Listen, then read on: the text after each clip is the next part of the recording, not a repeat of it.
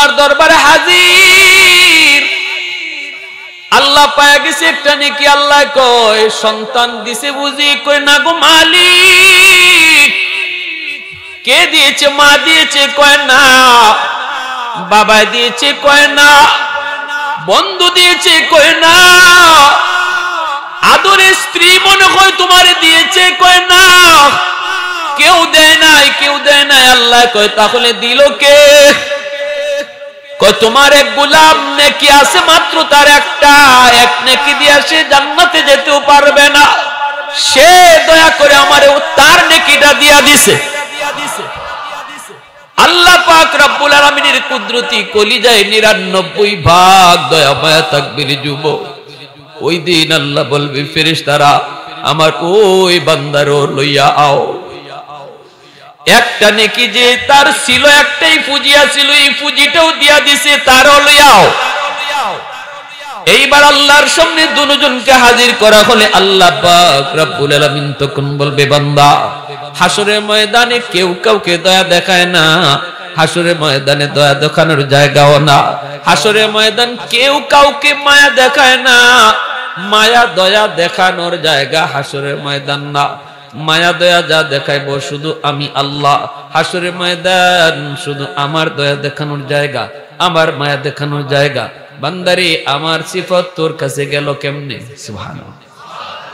আমার গুণ তোর কাছে গেল কেমনে? বান্দা তুই কেমনে দয়া দেখাইলি?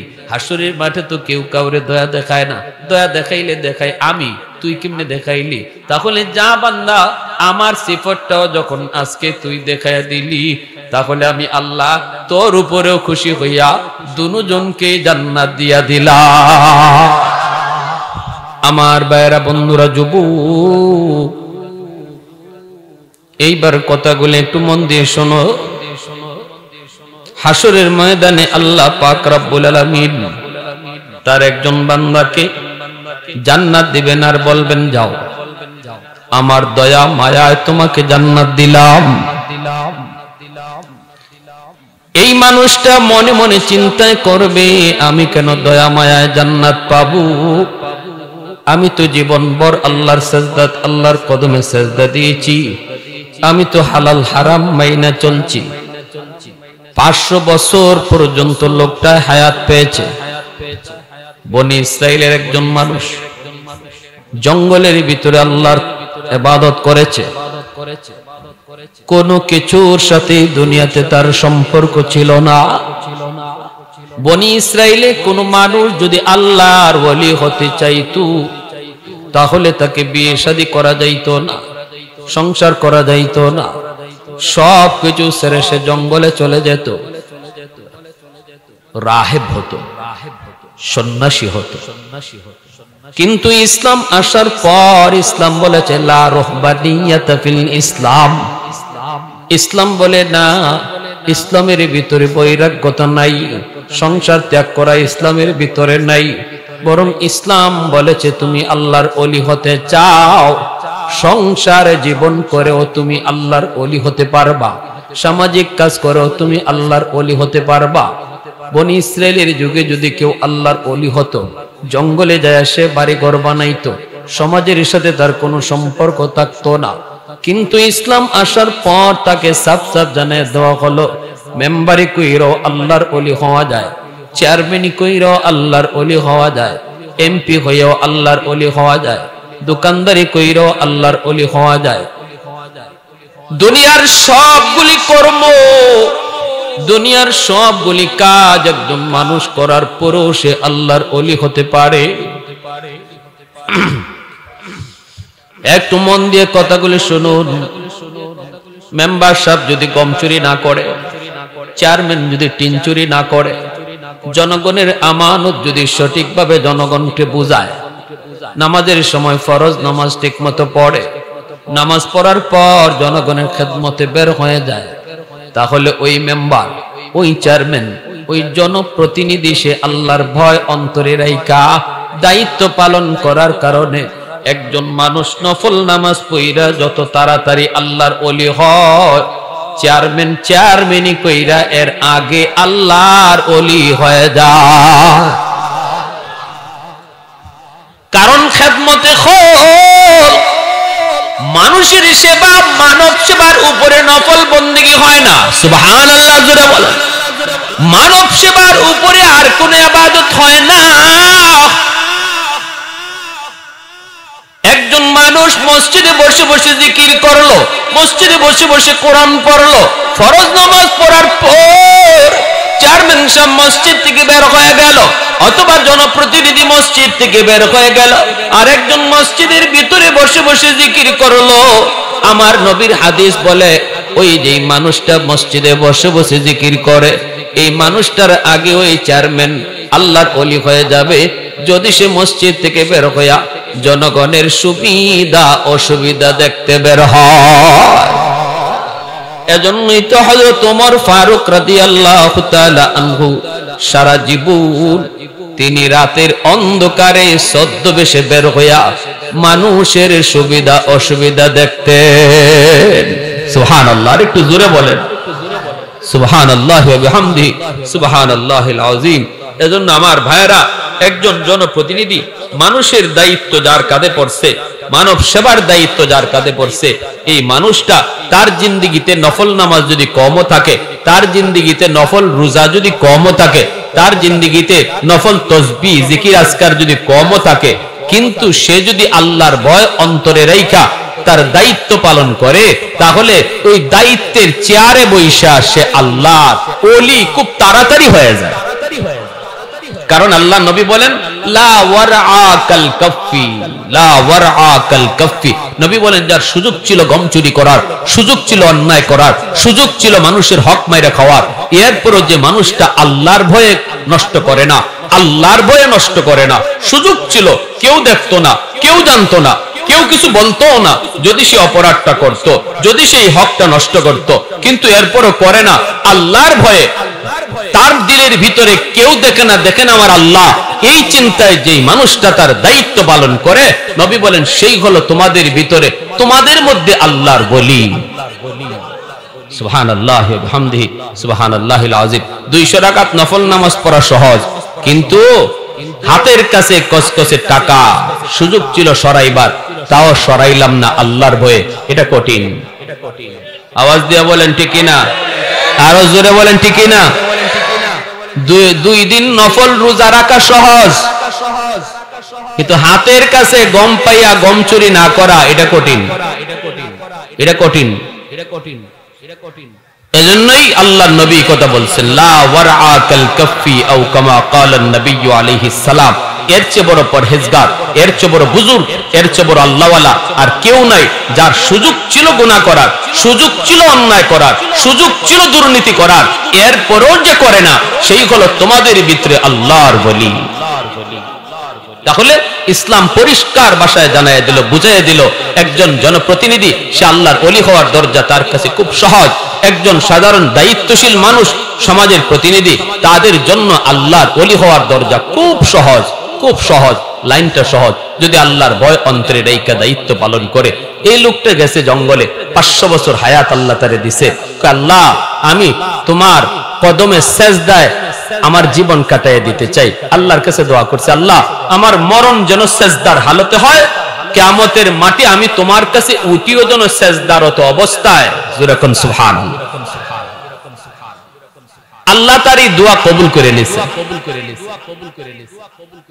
এজন্য আল্লাহ রাসূল সাল্লাল্লাহু আলাইহি ওয়াসাল্লাম বলে এই লোকটারে আল্লাহ পাক সেজদারত অবস্থায় রাখছে, আর তার মাথার পাশে সেজদার পাশে মিষ্টি একটা নহর আল্লাহ জারি করে দিছে। যখনই পানির তৃষ্ণা হতো সে এক মুষ্টি পানি পান করত, আর মাসকে মাস চলে যেত আর পানির তৃষ্ণা তার লাগতো না। একটা জান্নাতি ডালিম গাছ আল্লাহ তার মাথার পাশে জন্মায় দিছে, একটা ডালিম খাইতো আর ক্ষুধা লাগতো না। এইভাবে 500 বছর ইবাদত করছে শুধু সেজদায়, আর সেজদারত অবস্থায় মরণ হয়েছে। নবী বলেন তারে আল্লাহ পাক এমন ভাবে তার সেজদার জায়গাটাকে এইভাবে আল্লাহ কবর বানায় লিছে, চতুর্দিকে গাছগাছালি ব্যারিকেড দিয়া রাখছে। নবীজির হাদিস থেকে মুহাদ্দিসিনে কেরাম বলেন এই লোকটা এখনো দুনিয়াতে আছে, সেজদারত অবস্থায় তার মরণ হয়েছে, তার লাশ পচেও নাই, গলেও নাই, কিন্তু পৃথিবীর কোথায় কেউ জানে না। আল্লাহ পাক অন্ধকার বানায়া তার এই জায়গাটারই কবর বানায় রাখছে। হাসরের মাঠে আল্লাহ তারে এই সেজদার হালতেই উঠাবে। এই লোকটা লোকটা হাসরের মাঠে উঠার পরে কি ঘটবে এটা আল্লাহ অ্যাডভান্স আমার নবীরে জানাই দিয়েছে। জোরে আওয়াজ দিয়ে বলেন সুবহানাল্লাহ। হাসরের মাঠে এই লোকটা উঠবে, উঠার পরে আল্লাহর সাথে কি হবে এই বিষয়টা আল্লাহ আমার আপনার নবীরে অ্যাডভান্স জানাই দিয়েছে। আমার ভাইরা বন্ধুরা, এইবার একটু দিলটা নরম করে কথাগুলি শোনো। মালিক তারে ডাক দিয়া বলবে, বান্দা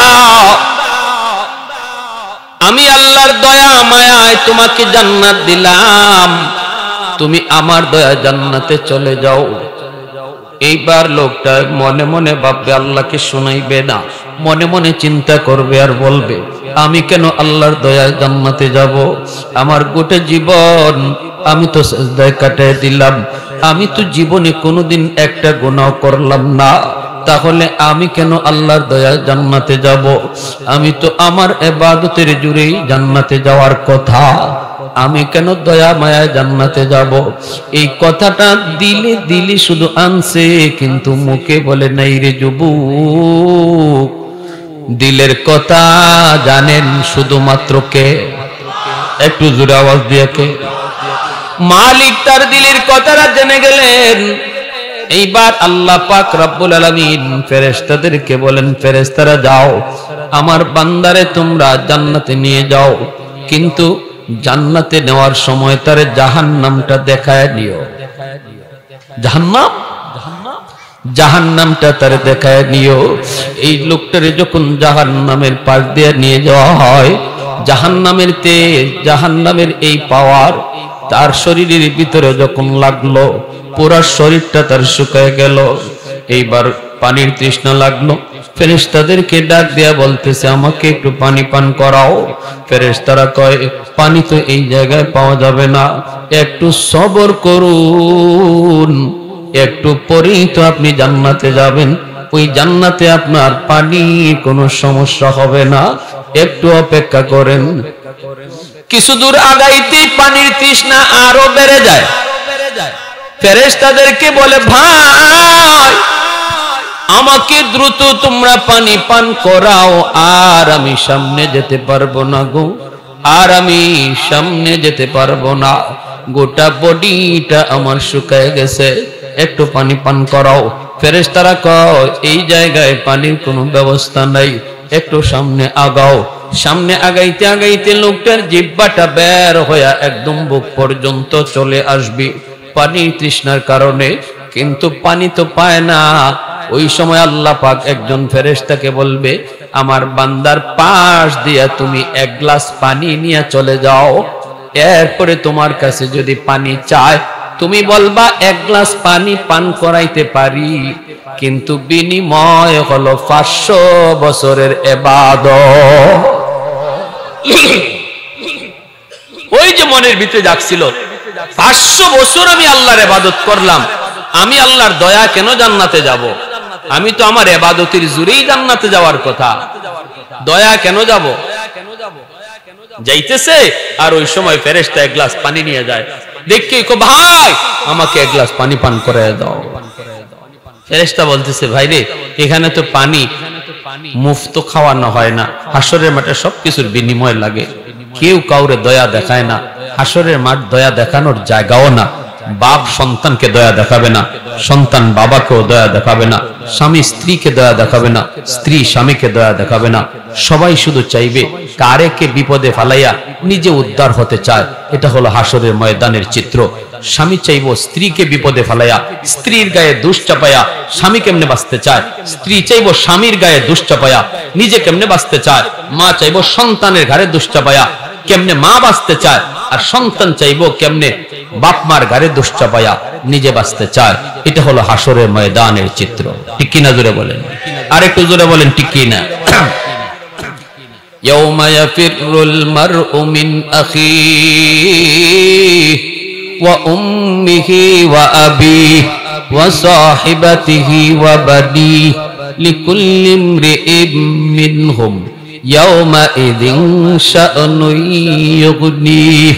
এজন্য আল্লাহ পাক রব্বুল আলামিন তিনি বলেন, সমস্ত হাসরের ময়দানে মা বাবা ভাই বোন বন্ধু বান্ধব একজন আরেকজনের কাছ থেকে শুধু ভাববে, কেউ কারোর সামনে বিন্দু পরিমাণ দয়া দেখাবে না। ওই ফেরেশতা ডাক দিয়া বলবে, আল্লাহর গোলাম, হাসরের ময়দানে দয়া দেখানো হয় না, মায়া দেখানো হয় না। এক গ্লাস পানি যদি তুমি আজ আমার কাছ থেকে নিতে চাও, বিনিময় তোমাকে দেওয়া লাগবে, বিনিময় ছাড়া আমি পানি তোমাকে পান করাবো না।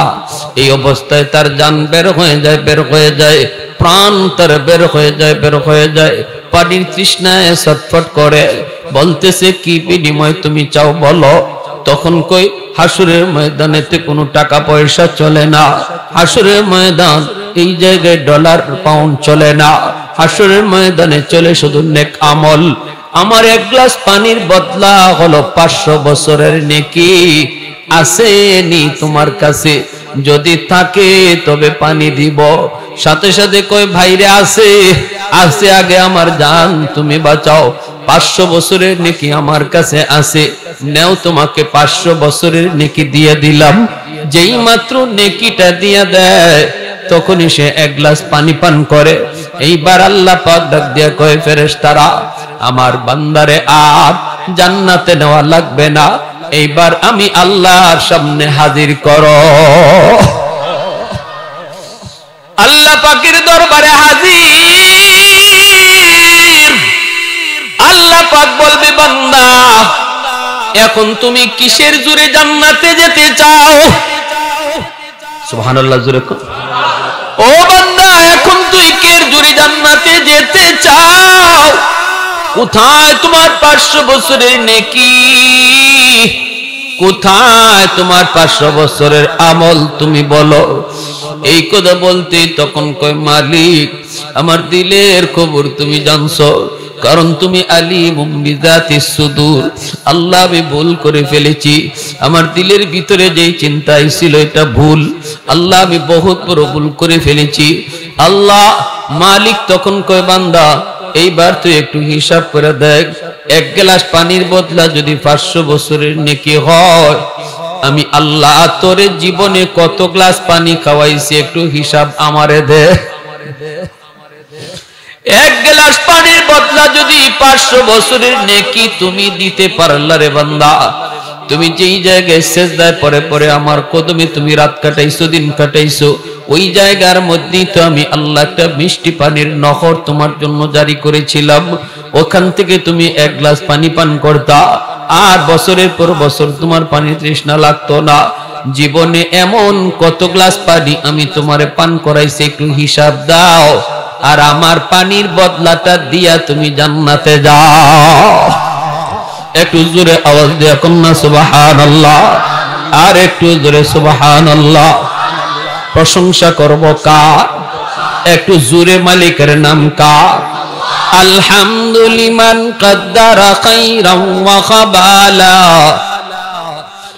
আলহামদুলিমান কদ্দারা খাইরাম ওয়া খাবালা, ওয়া শুকরু লিমান সাওয়ারা হুসনাও ওয়া জামালা, ফারদুন সামাদুন আন সিফাতিন খালকি বারিউন, রব্বুন আযালিয়ুন খালাকাল খালকা কামালা, লা জিদ্দা ওয়ালা নিদ্দা ওয়ালা হাদ্দা লিমাওলা, লা জিদ্দা ওয়ালা নিদ্দা ওয়ালা হাদ্দা লিমাওলা, আল আনা কামা কানা ওয়ালাম ইয়ালকা যাওয়ালা, আল আনা কামা কানা ওয়ালাম ইয়ালকা যাওয়ালা। এ ভাই, একটু মন দিয়ে শোনো কথাগুলি। এজন্য হাসরের ময়দানে আল্লাহ পাকের কুদরতি কলিজায় 99 ভাগ দয়া মায়া থাকবে।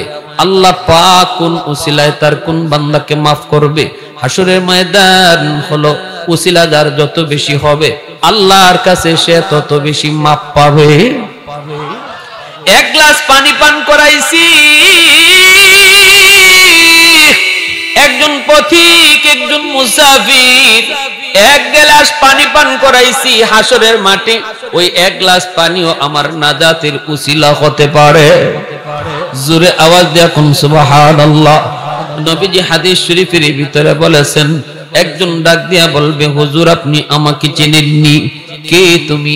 আনাল্লাযী সাকাইতুকা মাআ, আমি আপনাকে দুনিয়াতে এক গ্লাস পানি পান করাইছিলাম।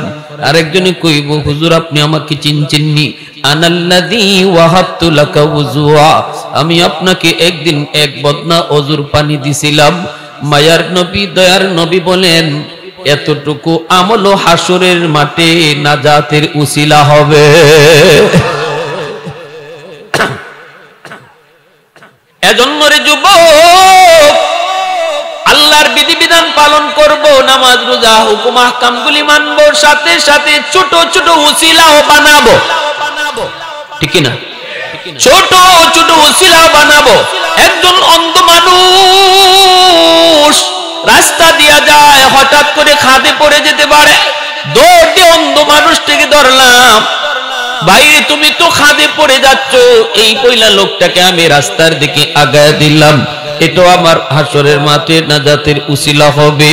একজন মুসাফির রাস্তা চেনে না, অপরিচিত মানুষ আমাকে বলল ভাই অমুক জায়গায় যাব, আমি সুন্দর করে তার রাস্তাটা একটু দেখায় দিলাম, এটাও হাসরের ময়দানে নাজাতের উসিলা হবে।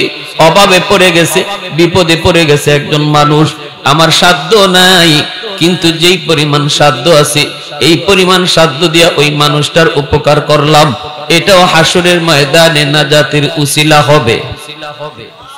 এজন্য উসিলা বানাও, উসিলা বানাও। আল্লাহ পাক রব্বুল আলামিন হাসরের ময়দানে একজন বান্দাকে ডাক দিয়া বলবে, ও বান্দা বলতো দেখি দুনিয়াতে কোনো আলেমের মজলিসে তুমি বসছিলা কিনা?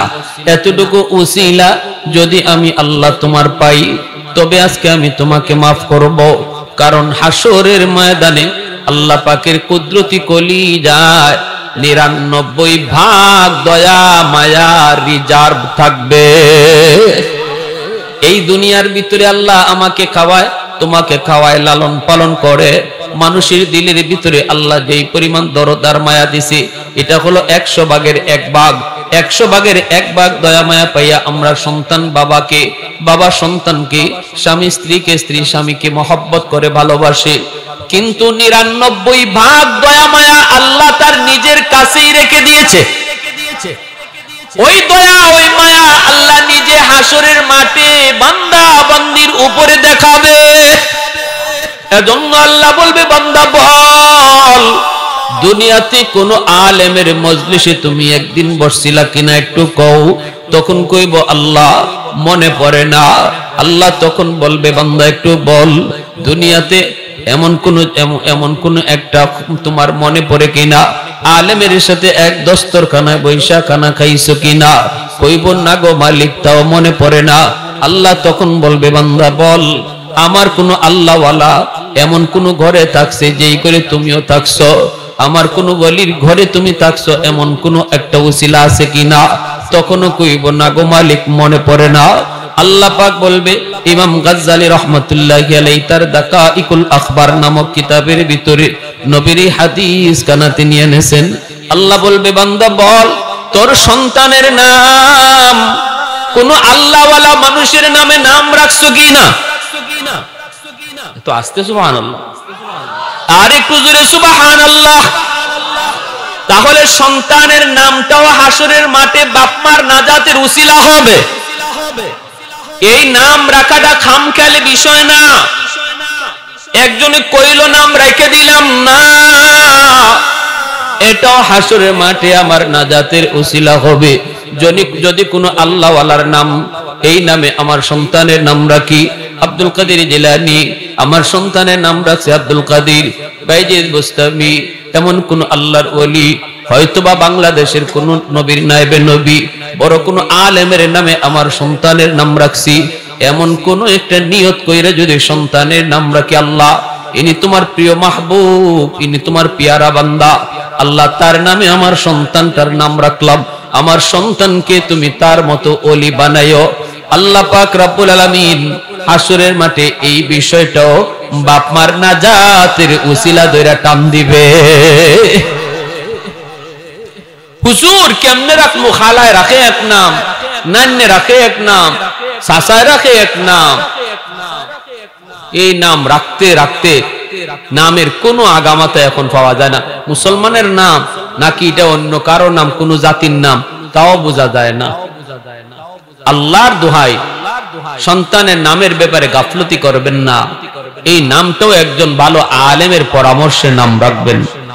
আলেমের পরামর্শে গুগলে দেখে আপনি নাম দেখে নাম রেখে লাইছেন, আপনি জানেন না হয়তো এই নামটা, যদিও আপনি বুঝতেছেন নামটা সুন্দর, কিন্তু এর অর্থ কেমন, এর মর্ম কেমন, আবার অর্থ দেখলেও সব বোঝা যায় না, সকল অর্থের মর্ম এক হয় না, ঠিক কি না? এজন্য আলেমের পরামর্শ নিবেন, কারণ এটাও আমার নাজাতের উসিলা হিসাবে আল্লাহর কাছে টান দিবে। তখন কইব মালিক আমার সন্তানের নামও এমন রাখি নাই।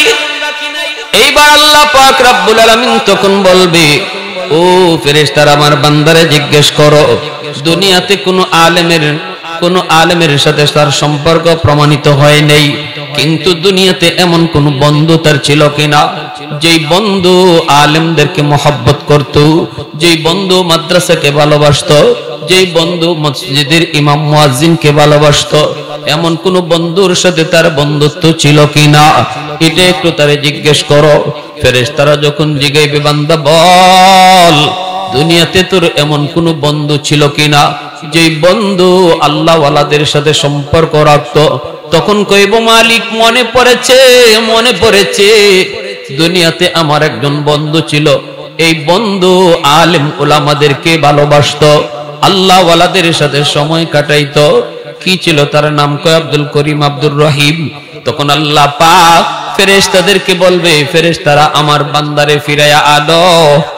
আমার পিয়ারা বান্দাদের সাথে তার সম্পর্ক ডাইরেক্ট প্রমাণিত হয় নাই, কিন্তু ইনডাইরেক্ট প্রমাণিত হইছে। আল্লাহু আকবার, জোরে বলেন আল্লাহু আকবার। এখানে আল্লাহর দয়া, আল্লাহ পাকের দয়ার কথা বলতেছিলাম। হাসরের মাঠে আল্লাহ পাকের কুদরতি দিলের মধ্যে কয় ভাগ দয়া মায়া থাকবে?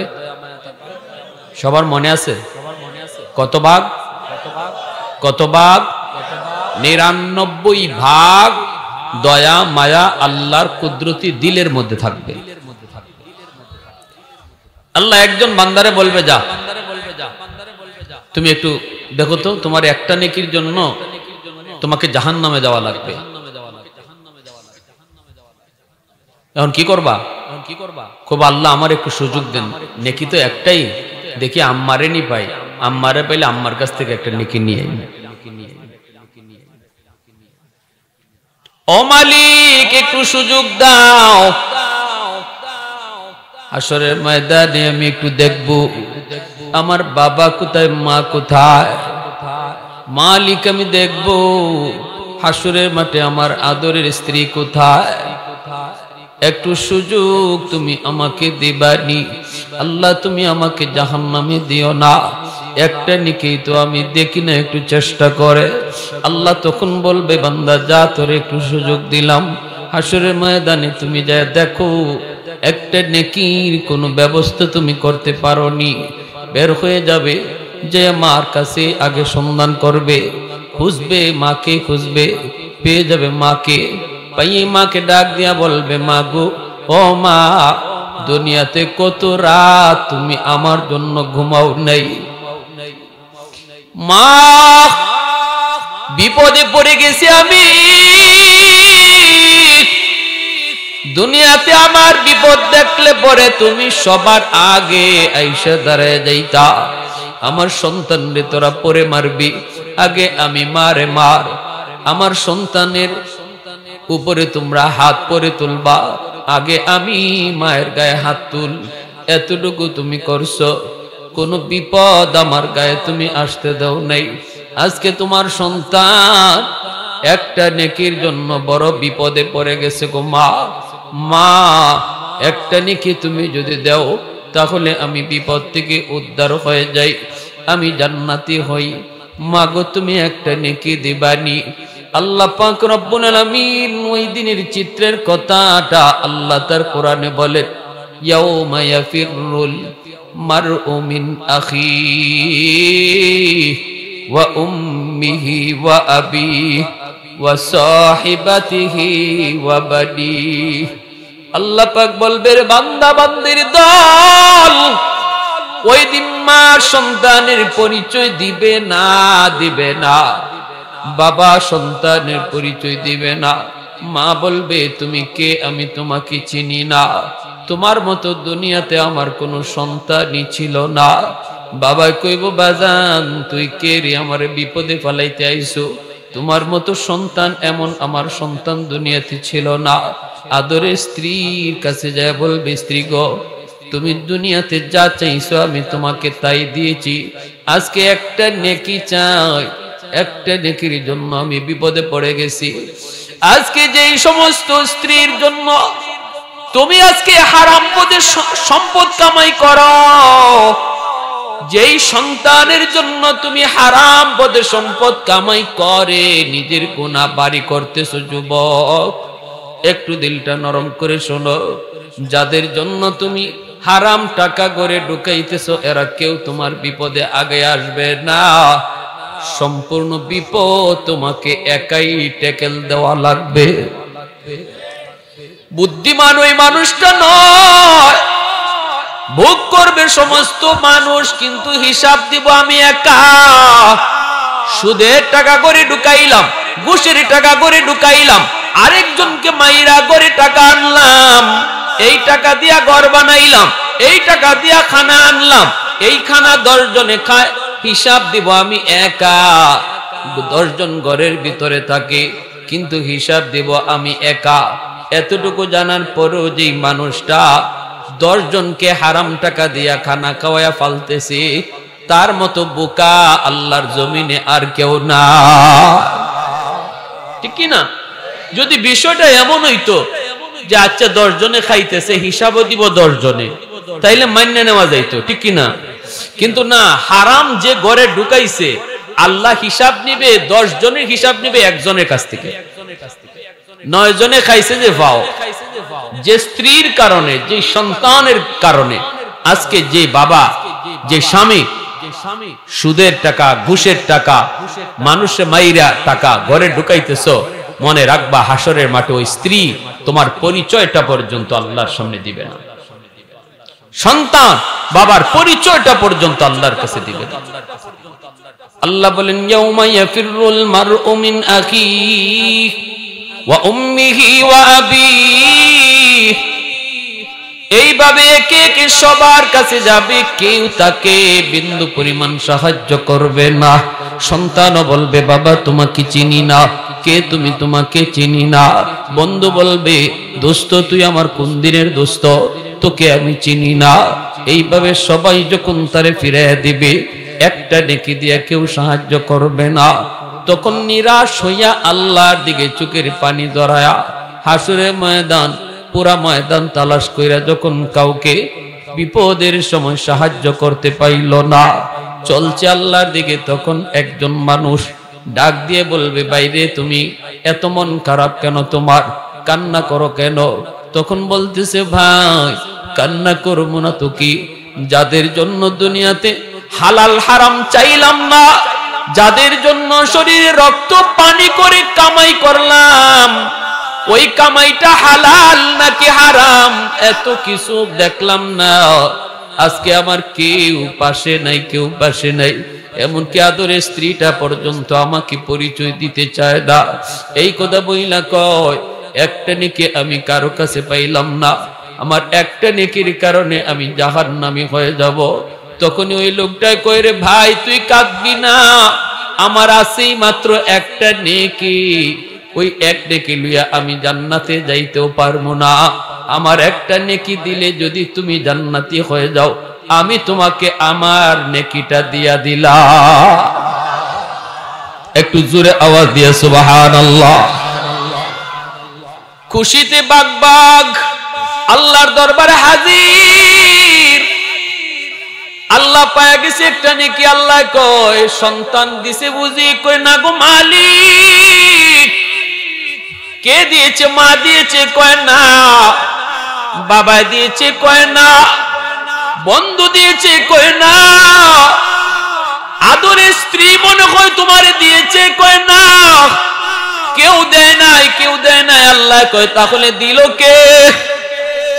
কয় তোমার এক গোলাম নেকি আছে মাত্র, তার একটা, এক নেকি দিয়ে সে জান্নাতে যেতেও পারবে না। সে দয়া করে আমারে তার নেকিটা দিয়া দিছে। আল্লাহ পাক রব্বুল আলামিনের কুদরতি কলিজায় 99 ভাগ দয়া মায়া তাকবীর যুবক। ওই দিন আল্লাহ বলবে ফেরেশতারা আমার ওই বান্দারও লইয়া আও। একটা নেকি যে তার ছিল, একটাই ফুজিয়া ছিল, এই ফুজিটাও দিয়া দিছে, তারও লইয়া আও।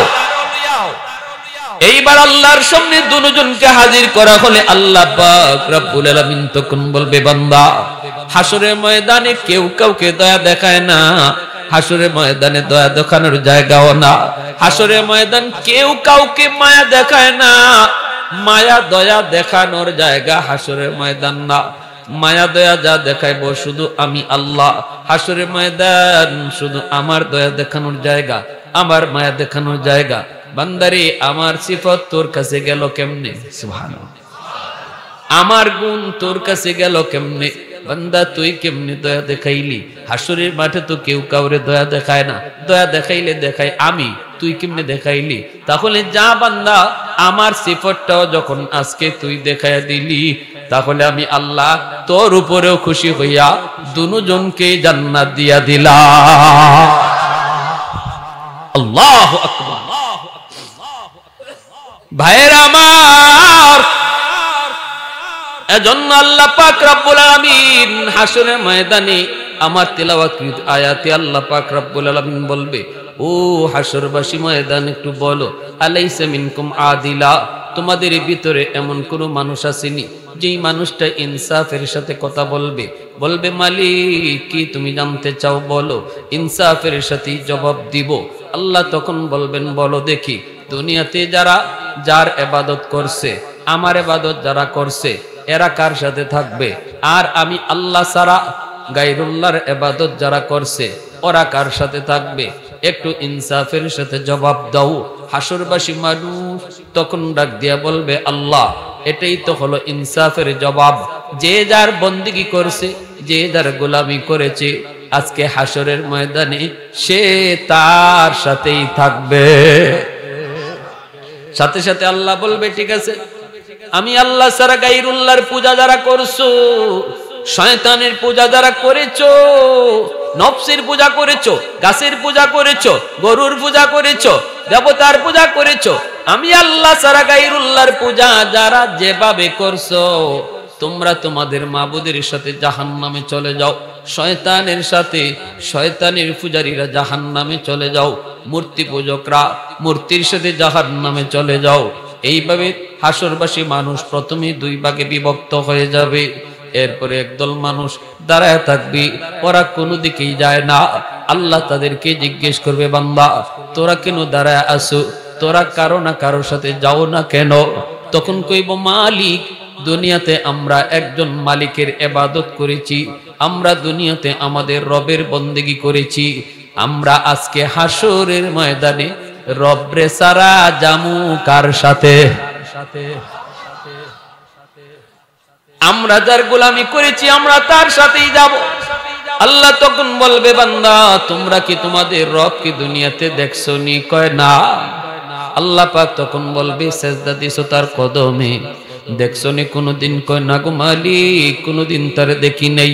আল্লাহ তখন বলবে তাহলে তোমরা তোমাদের রবরে দেখলে চিনবানি, তোমরা তোমাদের মাবুদরে দেখলে চিনবানি, তারে তো কোনদিন দুনিয়াতে দেখো নাই, এখন তারে দেখলে তোমরা চিনবানি, তারে তো দেখো নাই। তখন কইব আল্লাহ যদিও দুনিয়াতে সেজদা দেওয়ার সময় তার কদম দেখি নাই, তার চেহারা আমরা দেখি নাই, কিন্তু আজকে হাসরের ময়দানে তারে যদি দেখি আমরা চিনে ফেলবো। সুবহানাল্লাহ, জোরে বলেন। আল্লাহ তখন বলবে কেমনে চিনবা? চিনবা কি কইরা? দেখো নাই তাহলে চিনবা কেমন করে? আল্লাহ তাকে আমরা না দেখলেও তার কিছু পরিচয় জানি। আল্লাহ বলবে কি পরিচয়? কয় পরিচয় হলো কুল হুয়াল্লাহু আহাদ আল্লাহুস সামাদ লাম ইয়ালিদ ওয়া লাম ইউলাদ ওয়া লাম ইয়াকুল লাহু কুফুয়ান আহাদ।